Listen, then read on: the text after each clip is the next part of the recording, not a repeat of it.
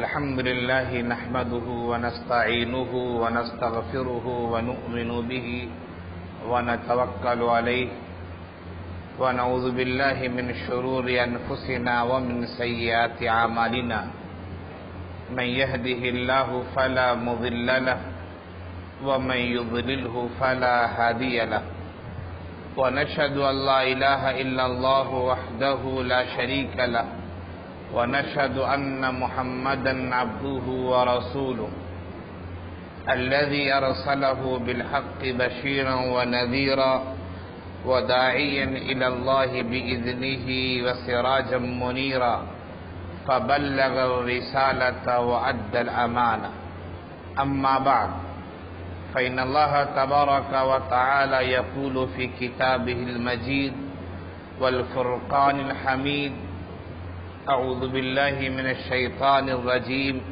بسم الله الرحمن الرحيم إنا أنزلناه في ليلة القدر وما أدراك ما ليلة القدر ليلة القدر خير من 1000 شهر تنزل الملائكة والروح فيها بإذن ربهم من كل أمر سلام هي حتى مطلع الفجر صدق اللہ العظیم۔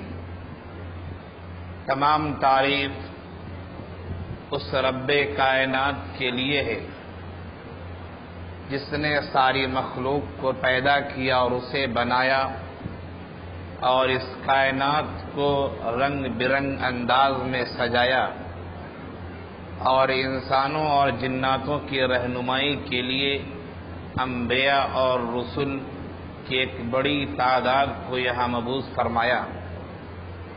درود و سلام ہو اس نبی امی پر جس نے بھٹکے ہوئے لوگوں کو صحیح راستہ دکھایا، جن کے بارے میں شیخ سعدی نے کہا کہ بلغ العلا بکمالہ بلغ العلا بکمالہ کشف الدجا بجمالہ حسنت جمیع خصالہ صلو علیہ وآلہ۔ میرے نوجوان دوستوں اور ساتھیوں اور میرے بزرگوں، مسجد ہادہ کے ذمہ داران، آج رمضان المبارک کی 25ویں رات میں ہم اور آپ داخل ہو چکے ہیں۔ 24 روزے ہم نے مکمل کیے محض اللہ کے فضل و کرم سے۔ 25ویں روزے کی رات شروع ہو چکی ہے اور یہ تیسری طاق رات ہے جسے ہم شب قدر کہتے ہیں۔ 21، 23 اور 25، اس کے بعد بھی 27 اور 29 دو راتیں آنی ہیں۔ اللہ تعالیٰ نے رمضان کو، پورے رمضان کو بہت مبارک مہینہ بنایا ہے اور اس رمضان المبارک میں خاص طور سے اللہ تعالیٰ نے آخری عشرے کی طاق راتوں کو اور بھی مبارک بنایا ہے۔ رمضان کے کیا فضائل ہیں، کیا خصائص ہیں، رمضان کو کون سی خصوصیتیں اللہ نے دی ہیں، یہ وہ باتیں ہیں جسے آپ مقررین سے اور علماء کرام سے سنتے رہتے ہیں۔ رمضان کے خصائص کو بتانے کی فی الحال ضرورت نہیں ہے۔ فی الحال جو گفتگو ہونی ہے وہ دو باتوں پہ گفتگو ہونی ہے۔ ایک تو ہم اور آپ جس رات میں بیٹھے ہیں وہ شب قدر ہے، قدر والی رات ہے۔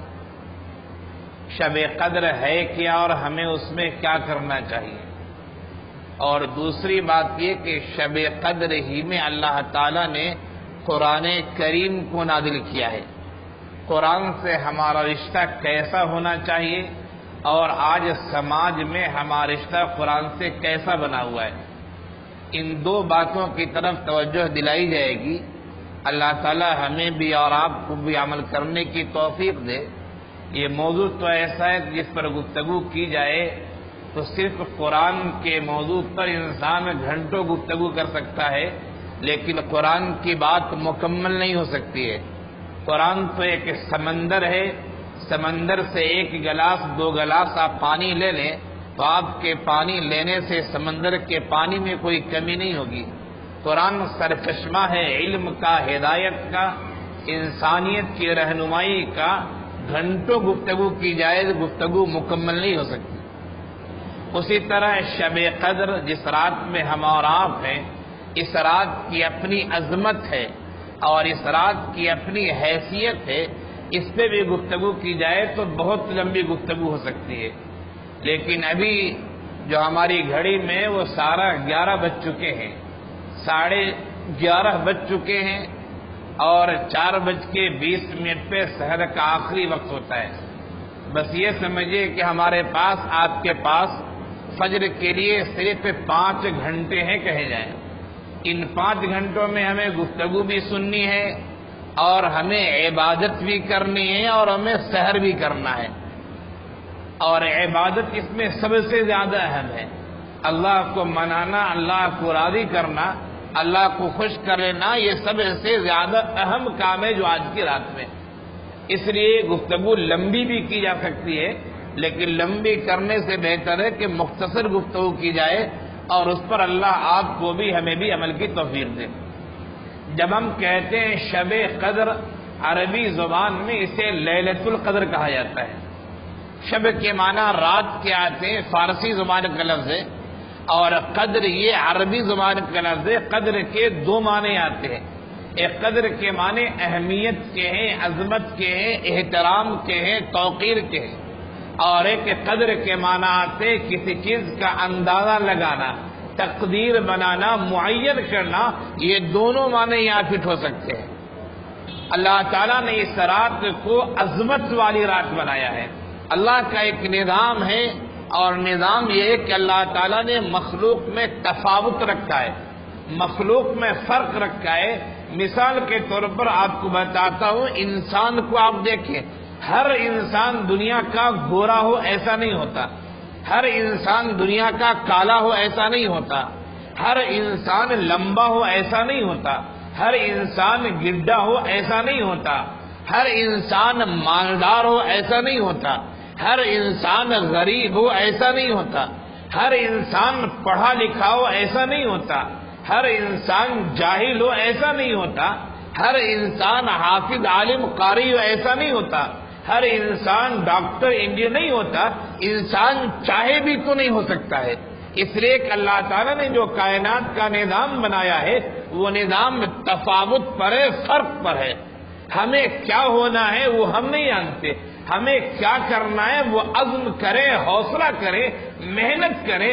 اگر ہماری تقدیر میں وہ چیز ہوگی تو اللہ تعالیٰ ضرور ہمیں ویسا کر دے گا۔ تو کائنات کا جو نظام اللہ نے بنایا ہے وہ تفاوت رکھا ہے۔ سورج میں جو تابانی ہے وہ تابانی چاند میں نہیں ہے، اور چاند میں جو روشنی اور کشش ہے وہ ستارے میں نہیں ہے۔ یہی معاملہ دن اور رات کے ساتھ بھی ہے۔ اللہ تعالیٰ نے کل 12 مہینے بنائے ہیں۔ سورہ توبہ کی آیت ہے، ان عدت الشہور عند اللہ 12 شہرا فی کتاب اللہ یوم خلق السماوات والارض۔ اللہ تعالیٰ نے جس دن آسمانوں اور زمین کو پیدا کیا اسی دن سے اللہ تعالیٰ نے سال میں کل 12 مہینے بنائے۔ یہ 12 مہینے سب کے سب برابر نہیں ہیں۔ قرآن نے کہا منہا 4 حرم، ان 12 مہینوں میں سے 4 مہینے محترم مہینے۔ اور پھر قرآن کریم نے دوسری جگہ رمضان کے مہینے کو مبارک مہینہ فرمایا۔ معلوم یہ ہوا کہ ان 12 مہینوں میں 4 مہینے محترم ہے، کسی خاص لحاظ سے ہے، وہ خاص پس منظر کی بات ہے، اس تفصیل میں میں جانا نہیں چاہتا۔ لیکن ایک مہینہ ایسا ان 12 مہینے میں جو مبارک ہے، قرآن کہتا ہے شہر رمضان الذی انزل فیہ القرآن، کہ رمضان کا مہینہ وہ مہینہ ہے جس میں قرآن کریم نازل ہوا۔ اور پھر اللہ تعالیٰ نے قرآن کے بارے میں خود کہا انا انزلناہ فی لیلۃ القدر، کہ ہم نے قرآن کو لیلۃ القدر میں نازل کیا. اور شب قدر کب ہے؟ علماء کی یہ رائے ہے، احادیث ہمیں بتاتی ہے کہ شب قدر رمضان کے مہینے میں ہے. ایسی رات جو ایک یا دو راتوں سے نہیں، خیر من الف شہر، ایسی رات جو 1000 مہینوں سے بہتر ہے. اس رات کو اللہ تعالیٰ نے رمضان کے مبارک مہینے میں رکھا. یقیناً جس مہینے میں وہ رات ہوگی جو رات 1000 مہینوں سے بہتر ہے، یقیناً وہ مہینہ بہتر ہوگا، وہ مہینہ مبارک ہوگا، وہ مہینہ خیر والا ہوگا. اس مہینے سے بہتر کوئی مہینہ نہیں ہو سکتا ہے. میں یہ بتا رہا تھا کہ اللہ تعالیٰ نے کائنات کے نظام میں تفاوت رکھا ہے، انسانوں میں فرق رکھا ہے، سیاروں میں فرق رکھا ہے، حیوانات میں فرق رکھا ہے، جمادات میں فرق رکھا ہے. اسی طرح اللہ تعالیٰ نے شب و روز میں فرق رکھا ہے. ہفتے کے 7 ایام میں اللہ نے فرق رکھے. جمعہ کو سید الایام کہا گیا ہے کہ جمعہ ہفتے کے دن کا سردار ہوتا ہے. اللہ نے مہینوں میں فرق رکھا ہے کہ 12 مہینوں میں 4 محترم مہینے بنائے، 12 مہینوں میں ایک رمضان کا مبارک مہینہ منایا. اللہ نے راتوں میں فرق رکھا ہے کہ بعد رات کو اللہ تعالیٰ نے اہمیت دی ہے. اس کی متعدد روایتیں ہیں جس میں ان راتوں کے بارے میں تذکرہ ہے، لیکن ان تمام راتوں میں جو شب قدر ہے، لیلۃ القدر ہے، اس کی جو اہمیت ہے وہ اہمیت سال میں کسی رات کی نہیں ہے. اللہ تعالیٰ نے زمانوں کو بھی اہمیت دی ہے. اللہ کے رسول نے فرمایا، زمانے کی اہمیت کو بتاتے ہوئے فرمایا خیر القرون قرنی ثم الذین یلونہم ثم الذین یلونہم، کہ بہترین صدی، بہترین زمانہ وہ زمانہ ہے جس زمانے میں میں ہوں، یعنی جو آقا کا زمانہ ہے، جو صحابہ کا زمانہ ہے. آقا اور صحابہ دونوں کو زمانہ ملا ہوا ہے. پھر فرمایا کہ بہترین زمانہ وہ ہے جو تابعین کا زمانہ ہے. پھر فرمایا بہترین زمانہ وہ ہے جو تبع تابعین کا زمانہ ہے. اسی پر قیاس کرتے ہوئے علماء نے یہ بات لکھی ہے کہ جو زمانہ عہد نبوی سے جتنا قریب ہوگا وہ زمانہ خیر کے لحاظ سے بہتر ہوگا. جو زمانہ عہد نبوی سے دور ہوتا چلا جائے گا، قیامت سے قریب ہوتا چلا جائے گا، خیر کے معاملے میں وہ زمانہ اتنا ہی کمزور اور خراب ہوتا چلا جائے گا. اللہ تعالیٰ نے جو ہمیں رات دی ہے دوستو، یہ انتہائی اہم رات ہے. اس رات کی خصوصیت کو اللہ نے خود قرآن کریم میں بیان کیا ہے. اللہ نے فرمایا کہ اِنَّا أَنزَلْنَاهُ فِي لَيْلَةٍ مُبَارَكَةٍ. لیلہ مبارکہ سے بہت سارے علماء کی رائے کہ شب قدر ہی مراد ہے. اللہ تعالیٰ نے اس رات کو مبارک کہا. اللہ تعالیٰ نے اس رات کو عظمت والی رات کہا. اللہ تعالیٰ نے اس رات کو تقدیر والی رات کہا. کتنی خصوصیتیں قرآن کریم نے اس رات کی بیان کی ہے، وہ سورہ قدر کی آپ تلاوت کیجیے، آپ کو پتہ چل جائے گا. اللہ کا ارشاد ہے اِنَّا أَنزَلْنَاهُ فِي لَيْلَةِ الْقَدْرِ، کہ ہم نے قرآن کریم کو شب قدر میں نازل کیا ہے. اور پھر قرآن کا یہ اسلوب اِنَّا أَنزَلْنَاهُ فِي لَيْلَةِ الْقَدْرِ وَمَا أَدْرَاكَ مَا لَيْلَةُ الْقَدْرِ. اے لوگوں، اے انسانوں اور جناتوں، تم کیا جانو شب قدر کیا چیز ہے؟ تم نہیں سمجھ سکتے. تم اپنا جتنا بھی علم لگا دو، جتنی بھی طاقت لگا دو، جتنی بھی سوچ لگا دو، جتنا بھی غور و فکر کر لو، اے انسانوں تم شب قدر کو نہیں سمجھ سکتے ہو.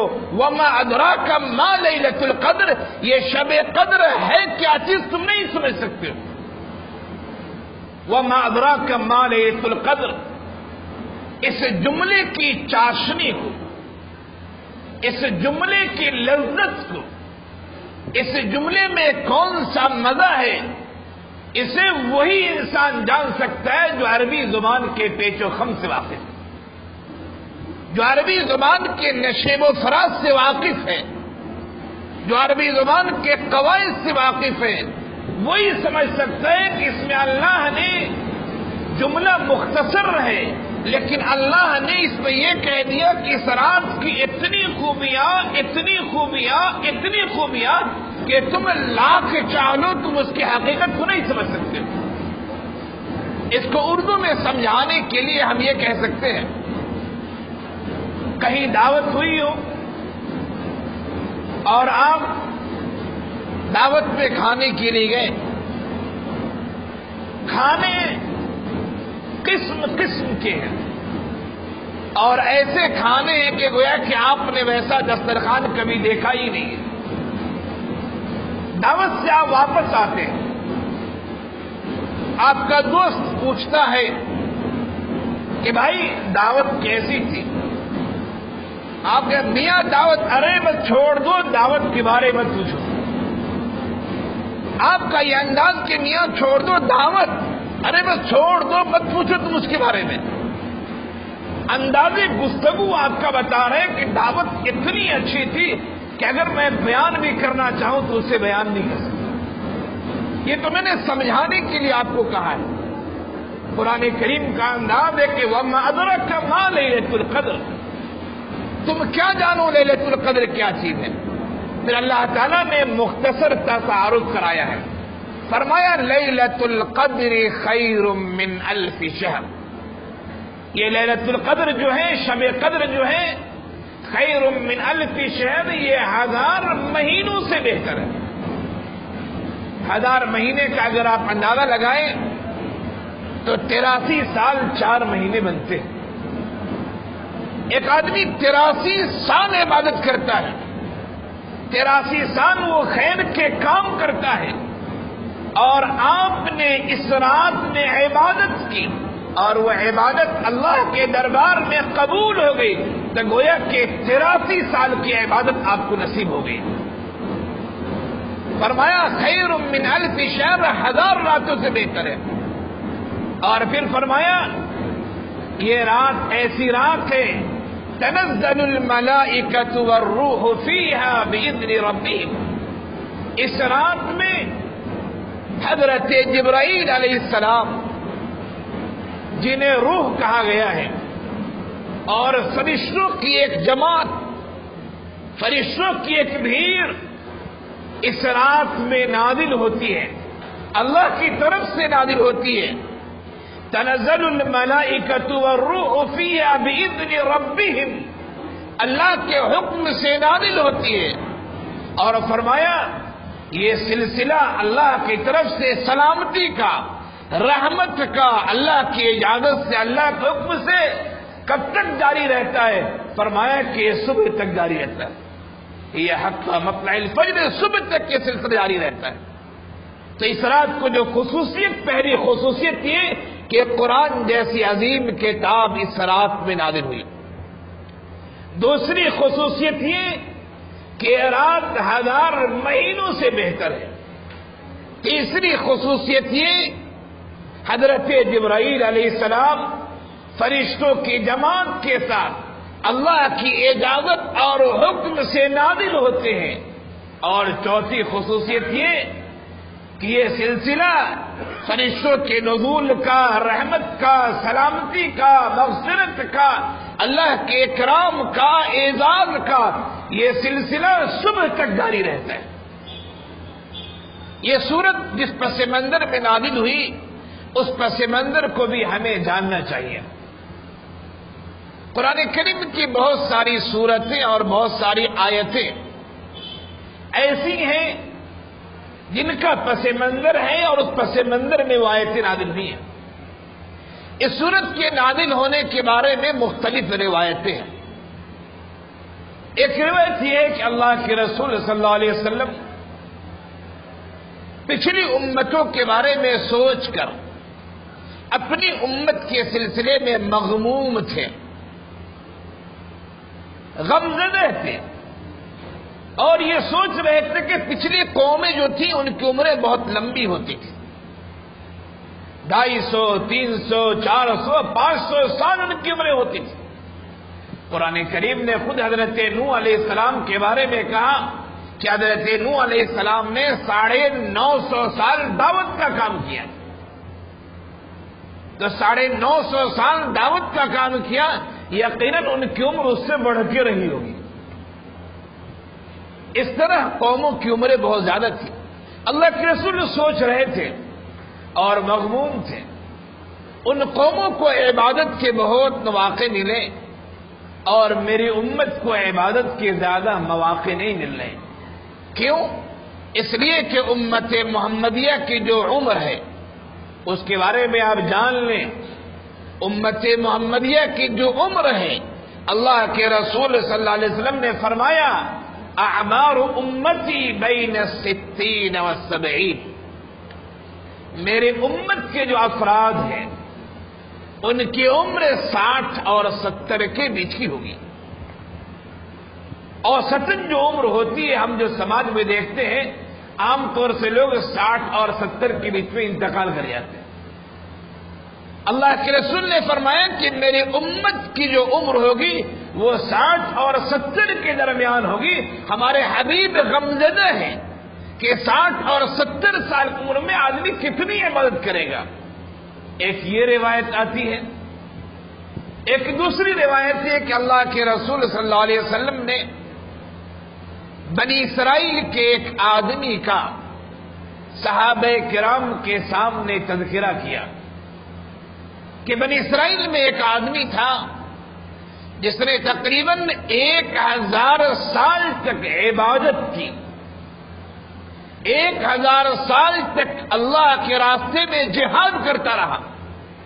صحابہ کرام نے جب یہ واقعہ سنا، صحابہ کرام کو شوق ہوا، لگن ہوا، اور دل میں یہ افسوس بھی ہوا کہ 1000 سال تک وہ عبادت کرتا رہا، ہماری عمر تو 1000 ہوتی نہیں، ہم کیسے عبادت کریں گے؟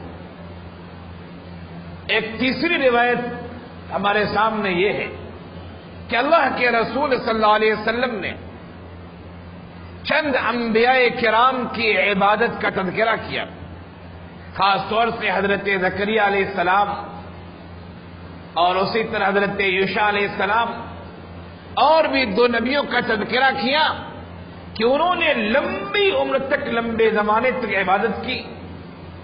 صحابہ کرام کو شوق ہوا کیا یہ کاش ہماری بھی عمر اگر لمبی ہوتی تو ہم بھی ایسی بات کرتے، لیکن اللہ کے رسول نے وحی کے ذریعے بتا دیا، نبی کی جو گفتگو ہوتی ہے وہ گفتگو وحی کی گفتگو ہوتی ہے۔ اللہ کے رسول صلی اللہ علیہ وسلم کی جو تعلیمات ہم تک پہنچی ہے وہ تعلیمات یوں ہی نہیں ہے، بلکہ پوری تعلیمات وحی الہی ہیں۔ قرآن کریم نے کہا وَمَا يَنطِقُ عَنِ الْهَوَىٰ إِنْ هُوَ إِلَّا وَحْيٌ يُوحَىٰ، نبی کی جو گفتگو ہوتی ہے گفتگو منمانی نہیں ہوتی ہے، نبی کی جو گفتگو ہوتی ہے گفتگو وحی الہی کی بنیاد پہ ہوتی ہے۔ اللہ کے رسول صلی اللہ علیہ وسلم جو کچھ بھی کہہ رہے ہیں، جو کچھ بھی تعلیم دے رہے ہیں، جو کچھ بھی احکامات پیش کر رہے ہیں، جن چیزوں سے منع کر رہے ہیں، جن چیزوں سے روک رہے ہیں، جن چیزوں کا حکم دے رہے ہیں، وہ سب شریعت ہے۔ نبی کی جو احادیث ہیں وہ اللہ کی طرف سے وحی الہی ہے۔ یہ 3 روایتیں ہمارے سامنے آتی ہیں کہ اس طرح کے واقعات پیش آئے، صحابہ کرام کو تشویش ہوئی، نبی کریم صلی اللہ علیہ وسلم غمزدہ ہوئے، تو یہ آیت نازل ہوئی، اے محمد صلی اللہ علیہ وسلم، اے شافع محشر، اے ساقی کوثر، اے میرے حبیب کے ماننے والوں، اے قیامت تک آنے والے مسلمانوں، تمہیں غمزدہ ہونے کی ضرورت نہیں، تمہیں پریشان ہونے کی ضرورت نہیں۔ پچھلی قوموں کی عمریں اگر زیادہ رہی ہیں تو ان کو اس کے مطابق انہیں اجر ملے گا، تمہاری عمریں اگر کم ہیں لیکن گھبراؤ نہیں، ہم نے سال میں 1 رات تمہیں ایسی رات عنایت فرمائی ہے جو رات شب قدر ہے، جو رات لیلۃ القدر ہے، جو رات عظمت والی رات ہے، جو رات تقدیر والی رات ہے، جو رات ایسی رات ہے کہ اللہ تعالیٰ اس رات میں فرشتوں کو پورے سال جو کام ہونے والا ہے، کسے مرنا ہے، کسے زندہ رہنا ہے، کسے بچپنے میں چلے جانا ہے، کسے عالم ہونا ہے، کسے جاہل ہونا ہے، کسے مالدار ہونا ہے، کسے غریب ہونا ہے، کسے بچے ہونے ہیں، کسے بچے نہیں ہونے، کون صاحب اولاد ہوگا، کون صاحب اولاد نہیں ہوگا، پورے سال کا جو نظام ہے، یہ نظام ہم اسی لیلۃ القدر میں دیتے ہیں۔ ہم فرشتوں کے حوالے اپنی ازلی علم کے مطابق، ہم فرشتوں کے حوالے لوح محفوظ سے پورے سال کی معلومات کو نکال کر ہم فرشتوں کے حوالے کرتے۔ یہ عظمت والی رات ہے، یہ قدر والی رات ہے۔ اگر تو نے اس رات کا اہتمام کر لیا، یہ رات کب ملے گی؟ آقا نے فرمایا، حضرت عائشہ رضی اللہ عنہ سے روایت ہے کہ یہ جو شب قدر ہے، یہ جو لیلۃ القدر ہے، رمضان کے اخیر عشرے میں پاک راتوں میں اسے تلاش کرو۔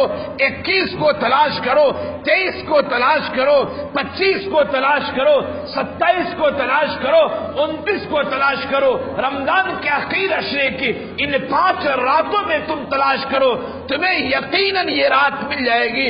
اور جب تمہیں یہ رات نصیب ہو جائے گی تو تیری قسمت ہے، تیری عبادت اگر قبول ہو جاتی ہے، تیرے اعمال اگر قبول ہو جاتے ہیں، تیری دعائیں قبول ہو جاتی ہیں، تو گویا کہ 83 سال سے زیادہ کی عبادت تیرے نام اعمال میں لکھ دی گئی۔ بہت بڑی چیز اللہ نے دی ہے، لیکن افسوس یہ خاص طور سے حیدرآباد میں جہاں میں رہتا ہوں اور حیدرآباد کے اطراف میں بھی اس رات کو لوگ جگنے والی رات کہتے ہیں۔ شب برات ہے، شب قدر ہے، اور بھی چند راتیں لوگ جگنے والی رات کہتے ہیں۔ اگر جگنے والی رات سے یہ مراد لیا جائے کہ جگ کر عبادت کریں تب تو اچھی بات ہے، خوشی کی بات ہے، لیکن جگنے والی رات کہہ کے ہمارے نوجوان چورستے پہ اور ہوٹلوں پہ نظر آتے ہیں۔ ہمارے نوجوان سڑکوں پر 2 ویلر اور 4 ویلر اتنی اسپیڈ چلاتے ہیں اور کہتے ہیں جگنے والی رات ہے۔ دوستو، یہ جگنا ہمارے لیے عذاب ہو جائے گا، ثواب نہیں ہو سکتا ہے۔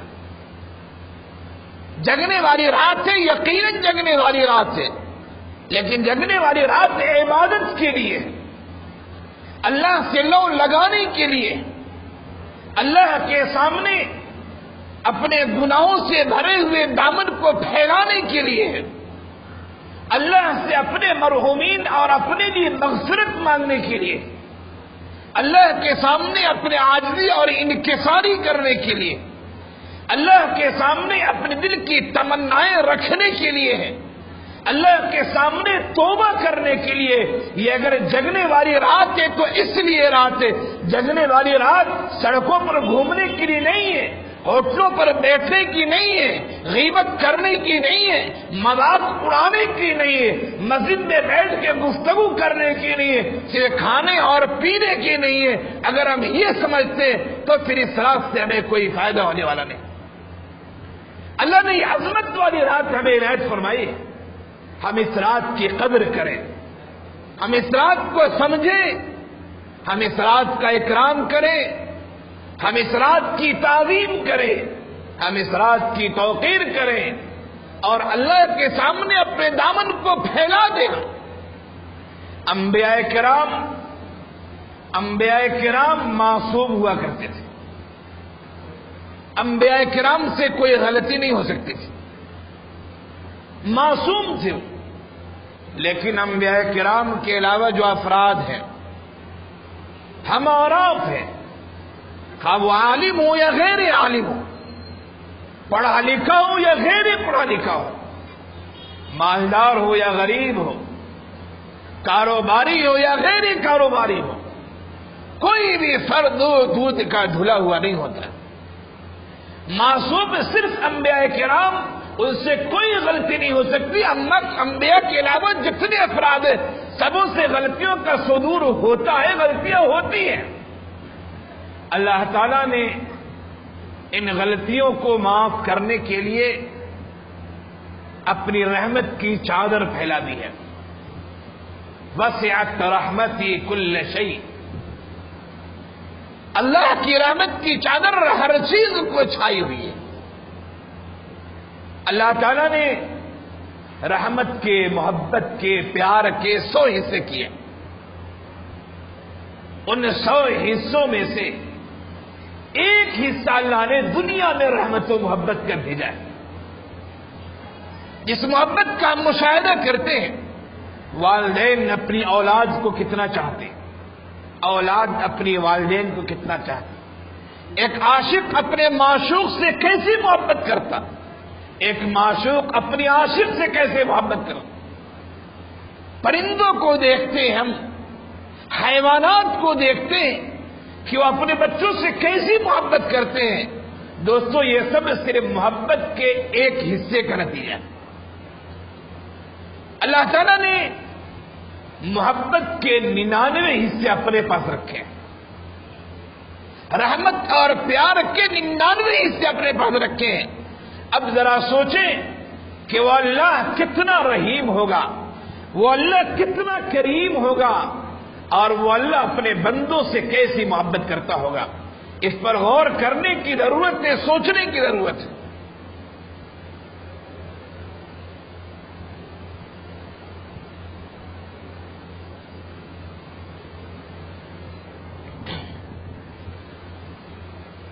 میرے نوجوان دوستوں اور ساتھیوں، خاص طور سے نوجوانوں کو میں خطاب کر رہا ہوں، خاص طور سے اس لیے کہ نوجوان سماج کے لیے ریڑھ کی ہڈی ہوا کرتے ہیں۔ بوڑھوں سے، بزرگوں سے تجربات لیے جاتے ہیں، بزرگ حضرات اپنا تجربہ پیش کرتے ہیں، دیکھو بیٹا ایسا کرو گے تو یہ اچھا ہوگا۔ بزرگوں سے تجربات لیے جاتے ہیں، لیکن کام جسے کرنا ہے وہ نوجوانوں کو کام کرنا ہے۔ اگر نوجوانوں نے یہ عہد کر لیا کہ ہمیں اپنے سماج کو بہتر بنانا ہے، تو اللہ تعالیٰ اس کے لیے راستے کھول دے گا۔ تو میں یہ کہہ رہا تھا کہ گناہ سب سے ہوتے ہیں، نوجوانوں سے بھی ہوتے ہیں، بوڑھوں سے بھی ہوتے ہیں، لیکن اللہ تعالیٰ نے رحمت اور محبت کے 99 حصے اپنے پاس رکھے۔ یہ مبارک رات اللہ نے ہمیں عنایت فرمائی ہے، اس مبارک رات میں ہم یہ تہیہ کر لیں کہ ہمیں اتنے آنسو بہانے ہیں، آنسو نہ بہے تو ہمیں دل سے ایسا رونا ہے، ایسی گریوزاری کرنی ہے، ایسے تواضع اور انکساری کے ساتھ پیش آنا ہے کہ اللہ کی رحمت دوش میں ہے اور اللہ ہمیں معاف فرما دے۔ اللہ نے فرمایا لا تقنطوا من رحمتی، میری رحمت سے مایوس مت ہو، میری رحمت تو کھلی ہوئی ہے، میری رحمت کے قریب تو کوئی آئے۔ اللہ تعالیٰ روزانہ اللہ تعالیٰ آسمانی دنیا پر تشریف لاتے ہیں۔ رات کے آخری حصے میں جو تہجد کا وقت ہوتا ہے، روزانہ اللہ تعالیٰ آسمانی دنیا پر تشریف لاتے ہیں اور فرماتے ہیں ہے کوئی پریشان حال جو اپنی پریشانی کو پیش کرے میں اس سے اچھا کر دوں، ہے کوئی بیمار جو اپنی شفایابی طلب کرے میں شفایابی اسے عنایت فرما دوں، ہے کوئی مصیبت کا مارا، ہے کوئی گنہگار جو اپنے گناہوں کا دامن میرے سامنے رکھ دے میں معاف فرما دوں۔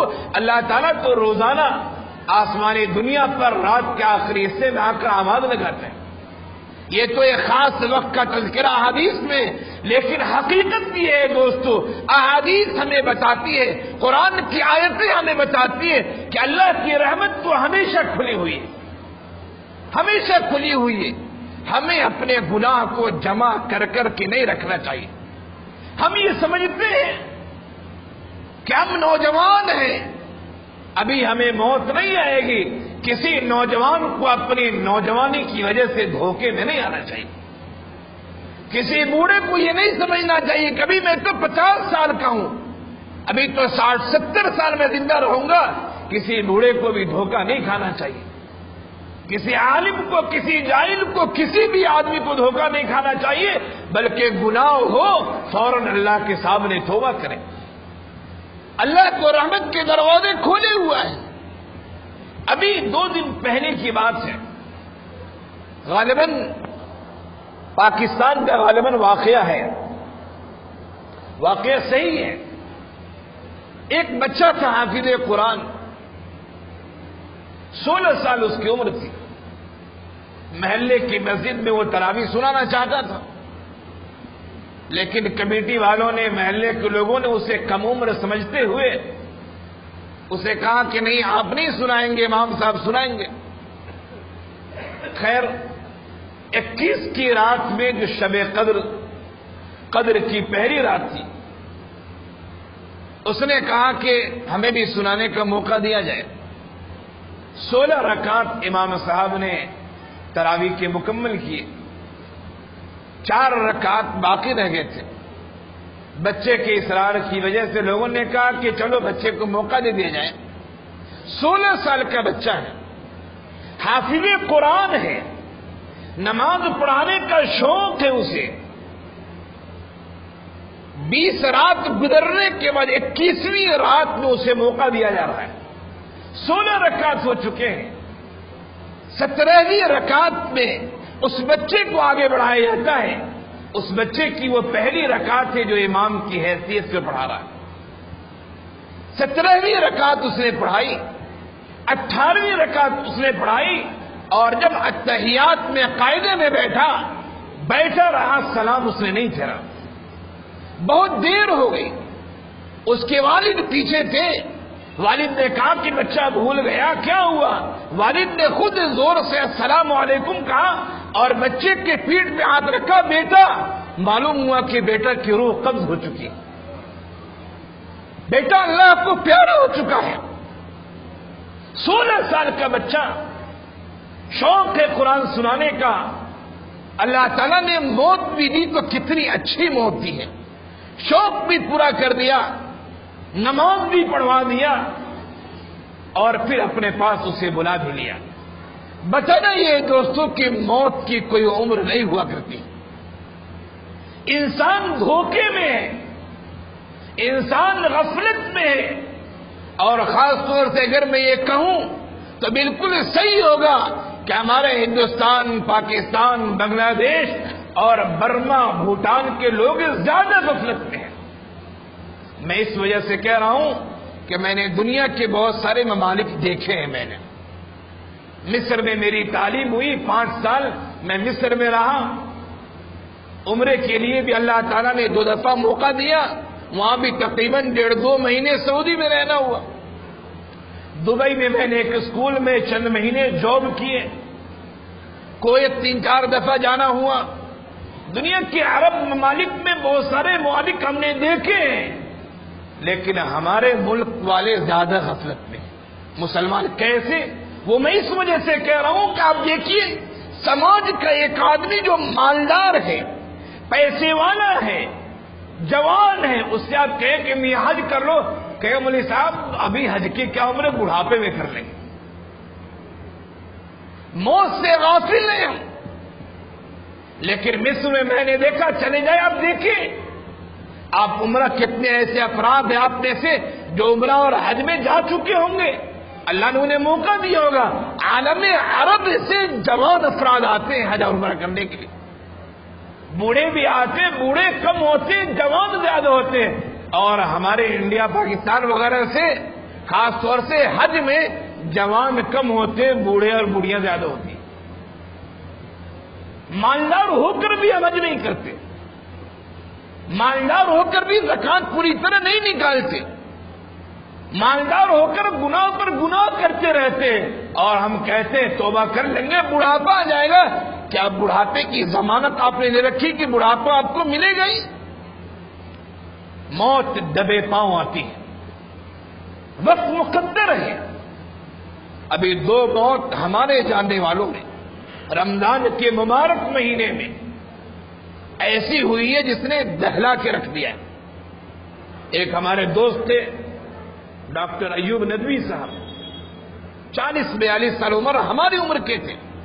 حیدرآباد میں ایک یونیورسٹی ہے، Eiffel university, English and foreign language university, central university ہے۔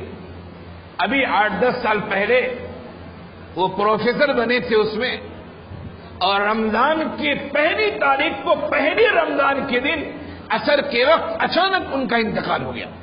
2 دن سے بخار تھا، اچانک انتقال ہو گیا. ایک اور ہمارے رشتے دار ہیں، ان کا بھی رمضان کے پہلے عشرے میں دہلی میں ہوتے، اچانک طبیعت بگڑی اور پھر تھوڑی دیر کے اندر انتقال ہو گیا. بتانا یہ دوستوں کی موت بتا کر نہیں آتی. کائنات کی چیزوں پر غور کریں. ہر چیز یہ بتا رہی ہے کہ جتنی چیزیں پیدا کی گئی سب کو ختم ہونا ہے. ہمیں بھی موت سے غافل نہیں رہنی چاہیے. اللہ نے جو یہ مبارک رات ہمیں عنایت فرمائی ہے، یہ مبارک رات میں ہمیں اپنا محاسبہ کر لینا چاہیے، اپنا جائزہ لینا چاہیے، اپنے گناہوں کے دامن کو اللہ کے سامنے پھیلا کر ہمیں رو لینا چاہیے، گڑ گڑا لینا چاہیے. اللہ تعالیٰ بہت رحیم ہے، وہ رحمان ہے. ہم روئے تو، ہم آنسو تو نکالیں، ہم اس کے سامنے معافی تو مانگیں. ہم صرف کہتے ہیں معافی مانگ لیں گے، یا جیسے مانگنا چاہیے ویسی معافی نہیں مانگتے.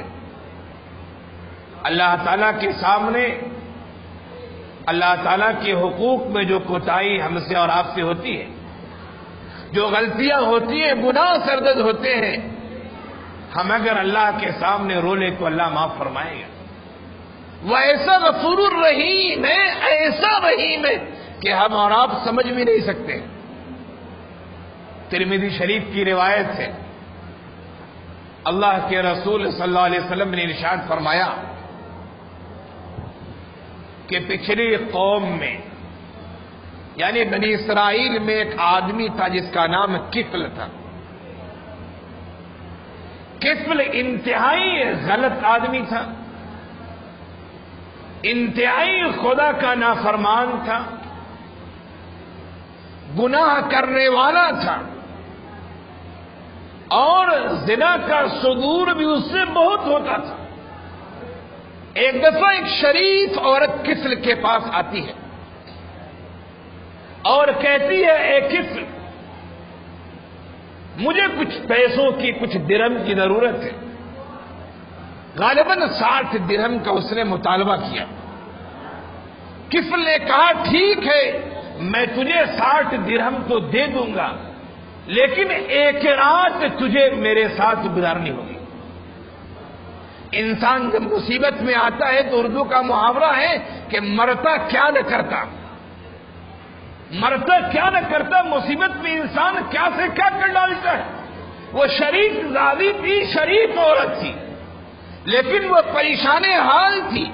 جب کفل نے کہا کہ میں 60 درہم تجھے دوں گا، لیکن ایک رات میرے ساتھ تجھے رہنا ہوگا، منہ کالا کرنا ہوگا، وہ عورت کہتی ہے، ٹھیک ہے، میں ایک رات تیرے ساتھ گزار لوں گی. جب رات وہ آتی ہے، معینہ رات میں کفل آتا ہے، دروازہ کھٹکھٹاتا ہے، غلط کام کرنا چاہتا ہے. عورت کے بدن میں کپ کپی طاری ہوتی ہے، عورت رونے لگتی ہے، اس کی آنکھیں اشکبار ہو جاتی ہے، آنکھوں سے آنسو جاری ہو جاتے ہیں، بدن میں کپ کپاہٹ ہے. کفل کہتا ہے، تو رو کیوں رہی ہے؟ تیرے بدن میں حرکت کیوں ہے؟ تیرے بدن میں کرنٹ جیسا کیوں محسوس ہو رہا ہے؟ وجہ کیا ہے؟ میں نے کوئی زبردستی تو نہیں کیا، میں نے تجھے پیسے دیے ہیں اور میں نے تجھ سے وعدہ لیا ہے، تو نے وعدہ کیا ہے، وعدے کے مطابق میں آیا ہوں، تو رو کیوں رہی ہے؟ وہ عورت جو جواب دیتی ہے، وہ جواب سننے کا عورت یہ کہتی ہے، میں پریشان حال تھی، میں بھوک سے مر رہی تھی، مجھے پیسوں کی ضرورت تھی، میں نے مجبوری میں غلط کام کرنے کا وعدہ کر لیا ہے، لیکن خدا گواہ ہے، خدا کی قسم کھا کر میں کہتی ہوں، میں نے کبھی بھی غلط کام نہیں کیا. میں ڈر رہی ہوں کہ اگر میں نے آج رات غلط کام کر لیا، ہماری موت آ گئی، ہم اللہ کو کیا منہ دکھائیں گے. یہ ڈر ہے، اس ڈر کی وجہ سے میری آنکھوں سے آنسو جاری ہے، اس ڈر کی وجہ سے میرا بدن لرز رہا ہے، میرے بدن میں کپ کپی ہے. کفل کہتا ہے، تو پہلی دفعہ یہ کام کر رہی ہے. وہ عورت کہتی ہے، ہم نے یہ کام کیا، ہم نے کوئی گناہ نہیں کیا، اگر کوئی گناہ ہوا میں نے اللہ سے توبہ کر لی، ہم نے کبھی زنا نہیں کیا. کفل کہتا ہے چلو میں تیرے ساتھ یہ کام نہیں کروں گا, پیسے بھی معاف کرتا ہوں, پیسے بھی نہیں دوں گا. کفل واپس آتا ہے, دل میں غمزدہ ہے اور کہتا ہے اے الہ العالمین, وہ عورت زندگی میں پہلی دفعہ گناہ کر رہی ہے, اتنا ڈر رہی ہے, اے الہ العالمین میری تو پوری زندگی گناہ میں گزری ہے, میرا کیا ہوگا, اے اللہ میرا کیا ہوگا, اے اللہ میں توبہ کرتا ہوں, اے اللہ میں اپنے گناہوں سے توبہ کرتا ہوں, اے اللہ میں اس عورت سے عبرت حاصل کر رہا ہوں, اے اللہ معاف کرنا. ترمذی کی روایت ہے آقا فرماتے ہیں اسی رات کفل کا انتقال ہو جاتا ہے. لوگ صبح دیکھتے ہیں کفل کے دروازے پر لکھا ہوا ہے کفل مغفور, فرشتے نے لکھ دیا ہے کفل کو بخش دیا گیا ہے, کفل کو جنت مل گئی. پوری زندگی غلط کام کیا, اللہ کی نافرمانی کی, زنا کرتا رہا, لیکن ایک رات ایک عورت سے نصیحت حاصل کرتے ہوئے اس نے ندامت کے آنسو بہا لیے, اس نے اپنی غلطی کا اقرار کر لیا, اس نے اپنے گناہوں کا جرم کا اعتراف کر لیا, اور پھر اسے عبادت کا موقع بھی نہیں ملا, لیکن اللہ تعالیٰ نے فرشتے کے ذریعے اس کے دروازے پر لکھوا دیا کفل مغفور, کفل کو بخش دیا گیا. بنی اسرائیل کے زمانے میں جو قوم تھی, انبیاء تھے, اس زمانے میں ایسا ہوتا تھا بہت سارے لوگوں کے دروازے پر مغفرت کی یا جہنم کے بارے میں اطلاع دیا گیا. یقیناً ہم گنہگار ہیں دوستوں, ہم گنہگار ہیں, لیکن کفل جیسے گنہگار نہیں ہیں. ہم گنہگار ہیں, لیکن اللہ کا فضل ہے کہ بنی اسرائیل کا وہ آدمی جس نے 99 قتل کیے تھے اور 100ویں قتل کے لیے وہ جا رہا تھا, اللہ تعالیٰ نے اس کو بھی بخش دیا, جنت میں خوشخبری سنا دی. ہم گنہگار ہیں, لیکن یقیناً ہم اتنے گنہگار تو نہیں.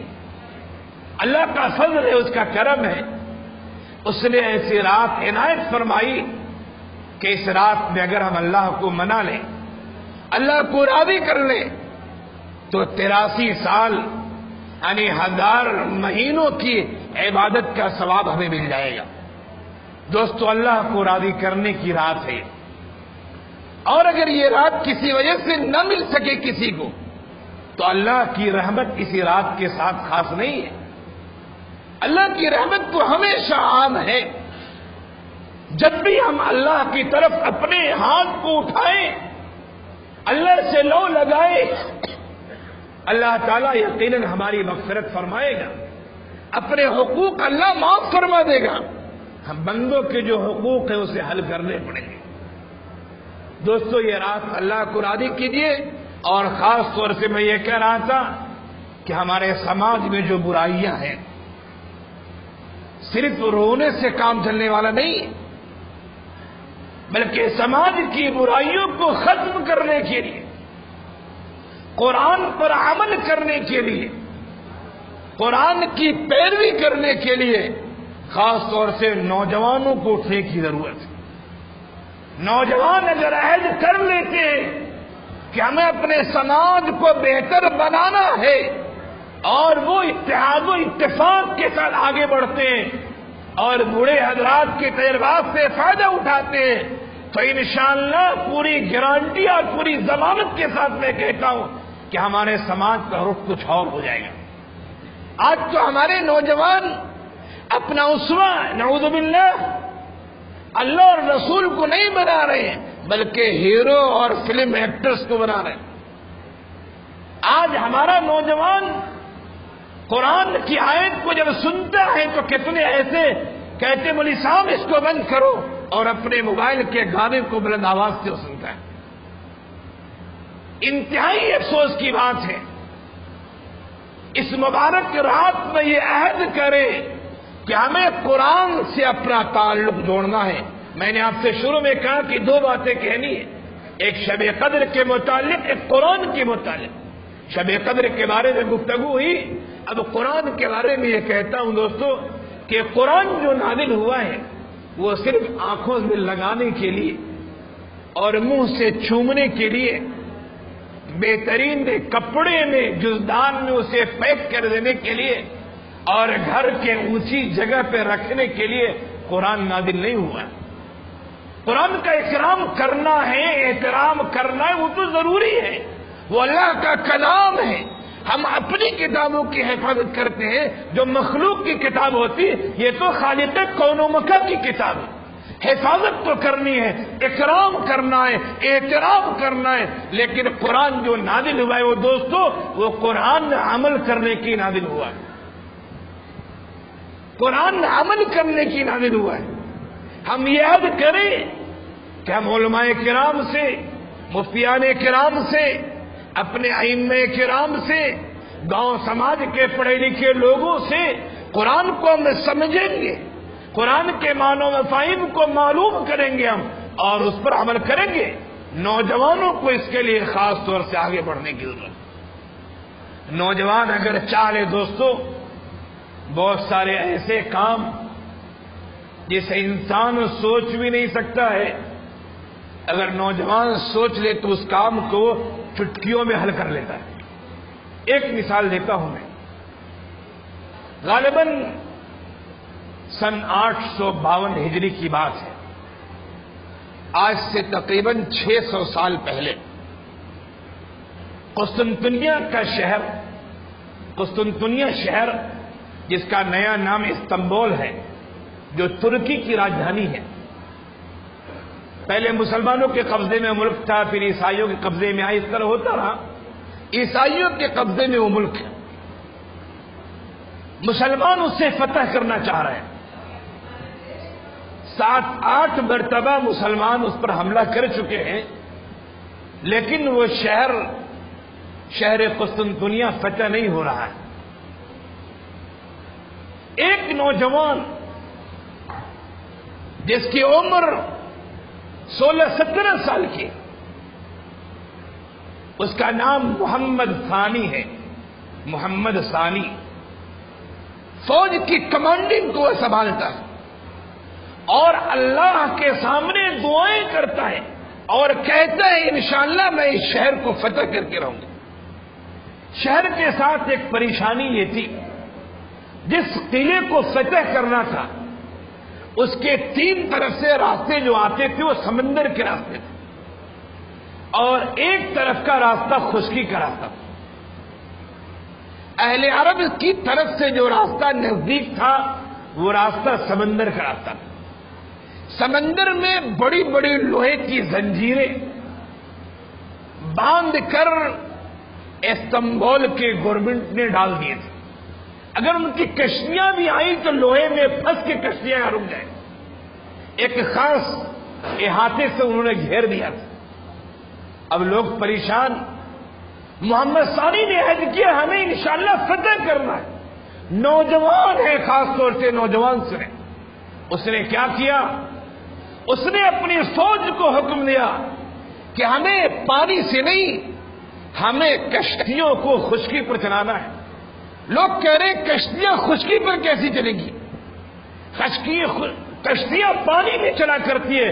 محمد ثانی نے کہا میں ترکیب بتاتا ہوں، اس نے کہا جنگل سے لکڑیاں کاٹی جائیں، اس نے کہا اونٹ ذبح کیے جائیں، اونٹ کی چربی لی جائے، لائن سے لکڑیاں بچھا دی گئی، لکڑیوں پر چربی مل دی گئی، 1-2 نہیں 70 کشتیاں، اس نے کہا کہ سمندر سے کشتیوں کو نکال کر خشکی پر رکھ دیا جائے، لکڑیوں پر کشتی کو رکھ دیا گیا، دونوں طرف سے فوج کھڑی ہو گئی مسلمانوں کی اور کشتیوں کو پوری طاقت سے دھکا دیا جاتا۔ 70 کشتیاں لکڑیوں پر چربی ہونے کی وجہ سے پھسلتی تھی اور اس طرح پھسلتے پھسلتے سینکڑوں میل کا سفر خشکی پر کشتیوں نے کیا اور اچانک اس قلعے کے سامنے جب مسلمانوں کی کشتیاں پہنچتی ہیں تو لوگ دنگ رہ جاتے ہیں. وہ سمندر کی طرف دیکھ رہے تھے لیکن کشتیاں خشکی کی طرف قلعے کے دروازے پر پہنچی اور ایک نوجوان نے اس قلعے کو فتح کر کے بتایا کہ پانی پر کشتیاں تو ہر انسان چلا سکتا ہے. اگر نوجوان عہد کر لے تو وہ مٹی پر اور خشکی پر بھی کشتیاں چلا سکتا ہے. یہ واقعہ صرف سننے کی نہیں کہ ایک کان سے سن لیجئے دوسرے کان سے اڑا دیجئے. میں عام طور سے اپنی تقریروں میں کہا کرتا ہوں چونکہ تقریروں میں اللہ کا فضل بہت جانا ہوتا ہے. اصل میں تو استاد ہوں, حدیث پڑھاتا ہوں, تفسیر پڑھاتا ہوں, فقہ پڑھاتا ہوں, لیکن استاد کے ساتھ ساتھ اللہ تعالیٰ نے دعوت و تبلیغ کے لیے خطابت کو بھی ذریعہ بنایا تو بہت جانا ہوتا ہے. میں عام طور سے اپنی تقریر میں کہتا ہوں کہ اللہ تعالیٰ نے دونوں کانوں کے بیچ میں یہ کہا یہاں پر اللہ تعالیٰ نے کھوپڑی دی, دماغ دیا ہے. یہ دماغ اللہ نے یہاں کیوں دیا اس کی حکمت تو اللہ جانتا ہے, لیکن ایک بات یہ کہی جا سکتی اس وجہ سے کہ ایک کان سے سنو تو پہلے غور و خوض کرو. ایسا نہیں ادھر سے سنا ادھر سے نکال دیا. ایک سوراخ ہے کہ پانی پائپ میں ڈالا, ایک طرف سے پانی ڈالا دوسری طرف سے نکل گیا, نہیں. ایک کان سے سنو, اللہ نے کھوپڑی دی, دماغ دیا. اس دماغ میں اگر سوراخ ہو جائے, اس دماغ سے میں اگر ہوا چلی جائے تو ہمارا دماغ کام کرنا چھوڑ دے گا, انسان مر جائے گا. اللہ تعالیٰ نے اس دماغ کو انتہائی مضبوط ہڈی کے کھول میں رکھا ہے سوچنے کے لیے. واقعات جو سنائے جاتے ہیں ایک کان سے سن کے دوسرے کان سے نکالنے کی نہیں بلکہ عمل کرنے کے لیے. تو ہمارے نوجوان یہ عہد کریں کہ قرآن جو اس رات میں نازل ہوا ہے, رمضان کے مہینے میں نازل ہوا, لیلۃ القدر میں نازل ہوا, لیلۃ المبارکہ میں نازل ہوا, یہ قرآن صرف آنکھوں میں لگانے اور زبان سے منہ سے چومنے کی نہیں بلکہ یہ قرآن عمل کے لیے نازل ہوا ہے. ہمیں قرآن سیکھنا ہے, سکھانا ہے. سماج کو قرآن کے مطابق چلنے کی تلقین کرنی ہے اور ان کی رہنمائی کرنی ہے. اگر ہم یہ عہد کرتے ہیں اور کوشش کرتے ہیں تو عربی کا ایک جملہ ہے السعی منا والاتمام من اللہ. کوشش کرنا میرا کام ہے, مکمل کرنا یہ اللہ کا کام ہے. ہم چلے تو ہم نے اپنے قدم اٹھائے نہیں, ہم ہاتھ پہ ہاتھ دھرے بیٹھے, پاؤں پہ پاؤں دھرے بیٹھے اور ہم کہتے ہم کیسے جائیں گے. نہیں, راستہ چلیے گا تو راستہ کھلے گا. ایک چوڑی سڑک پہ آپ کھڑے ہو جائیں اور سیدھی سڑک ہو تو دیکھیں ایسا لگے گا آپ کو کہ راستہ آگے جا کے بند ہو گیا. اگر ہم یہی کھڑے ہو کر دیکھتے رہیں کہ راستہ تو آگے بند ہے تب تو کوئی آدمی راستے پر چلے گا نہیں. راستہ بند نہیں ہے, یہ ہماری نظروں کی کوتاہیاں ہیں. آپ قدم آگے بڑھائیں راستہ کھلتا ہوا نظر آئے گا, کھلا ہوا نظر آئے گا. دوستو یہ عہد کیجئے خاص طور سے نوجوان حضرات کہ ہمیں قرآن کے سانچے میں ڈھلنا ہے, قرآن کے سانچے میں ڈھلنا ہے اور اپنے سماج کو بھی ڈھالنا ہے. اللہ تعالیٰ نے ہمیں خیر امت بنایا ہے. کنتم خیر امت اخرجت للناس تأمرون بالمعروف وتنہون عن المنکر. اللہ نے خیر امت بنایا ہے, اچھائی کا حکم دے, برائی سے روکے. اللہ نے ہمیں برائی کو روکنے کے لیے پیدا کیا ہے. اللہ نے اس وجہ سے نہیں پیدا کیا کہ ہمارے سامنے برائیاں ہوتی رہے اور ہم دیکھتے رہیں. حضرت ابو سعید خدری رضی اللہ عنہ کی روایت ہے, آقا صلی اللہ علیہ وسلم کا ارشاد گرامی ہے من رأى منکم منکرا فلیغیرہ بیدہ فإن لم يستطع فبلسانه فإن لم يستطع فبقلبه وذلك ضعف الایمان. اگر تم میں سے کوئی آدمی برائی ہوتے دیکھ رہا ہے, خرابی ہوتے دیکھ رہا ہے, غلط کام ہوتے دیکھ رہا ہے, اس کی ذمہ داری ہے کہ اپنے ہاتھ سے اس برائی کو روکے. لیکن خطرہ ہے کہ جو برائی کر رہا ہے گاؤں کے سیٹھ صاحب کا بیٹا ہے, جو برائی کر رہا ہے گاؤں کے ارب پتی کا بیٹا ہے. اگر میں نے اس کا ہاتھ پکڑ لیا تو بات بڑھ جائے گی. اختلافات ہو جائیں گے، جھگڑے ہو جائیں گے، تلواریں نکل آئیں گی۔ آقا نے فرمایا پھر ہاتھ سے مت روکو، زبان سے کہو کہ میرے بھائی تو مسلمان ہے، میرا بھائی تو عاشق رسول ہے، میرے بھائی تو کلمہ پڑھنے والا ہے، تو جو یہ کام کر رہا ہے یہ کام غلط ہے، یہ کام صحیح نہیں ہے۔ زبان سے روکے، لیکن ڈر یہ ہے کہ اگر زبان سے بھی کہا تو لینی کی لینی پڑ جائے گی۔ آقا نے فرمایا کہ تم مومن ہے تو ایمان کا کمتر درجہ یہ ہے کہ تو دل سے اس برائی کو برائی سمجھے، اور علماء نے اس کے بعد لکھا ہے کہ تو یہ دل میں ارادہ کر لے کہ اللہ جب بھی موقع دے گا ہم اس برائی کو ختم کر کے رہیں۔ آج ہمارے ملک کی جو صورتحال ہے، الیکشن کے جو نتائج آئے ہیں، اور مسلمان خاص طور سے اور دیگر حضرات بھی کچھ پریشان سے اب کیا ہوگا۔ میں چونکہ جمعے کا خطیب بھی ہوں، گزشتہ جمعے میں نے مدرسے کی جمعے میں تقریر کی تھی، وہاں میں نے 6 باتیں پیش کی تھی۔ وہ تقریر یوٹیوب پہ بھی ہے، کوئی چاہے تو سن بھی سکتے ہیں۔ اس میں میں نے یہی بتایا، 6 باتوں کا خلاصہ یہی ہے کہ قرآن سے دوری ہونے کی وجہ سے ہم گھبرا رہے ہیں۔ ہم اپنے ایمان کو مضبوط کریں۔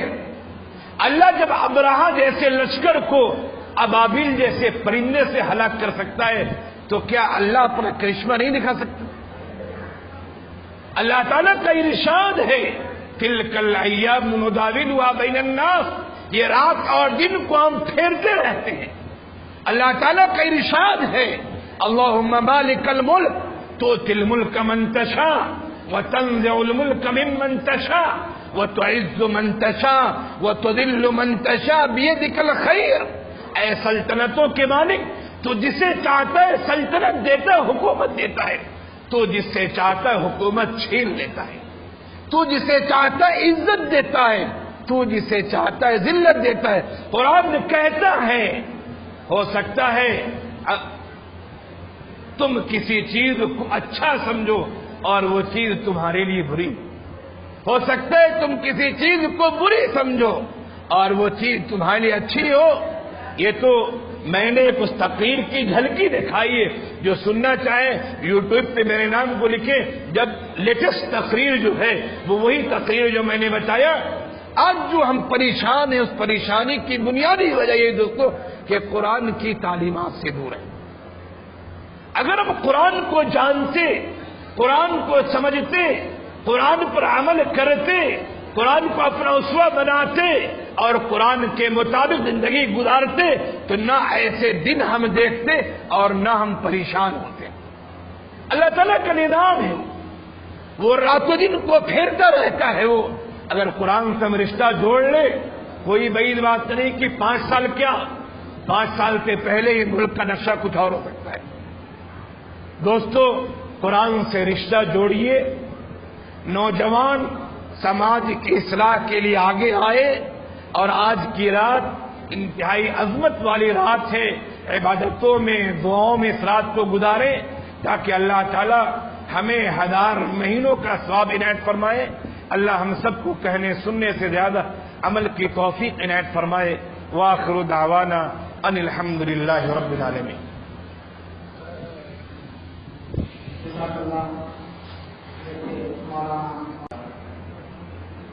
الحمد لله نحمده ونستعينه ونستغفره ونؤمن به ونتوكل عليه ونعوذ بالله من شرور أنفسنا ومن سيئات أعمالنا من يهده الله فلا مضل له ومن يضلله فلا هادي له ونشهد أن لا إله إلا الله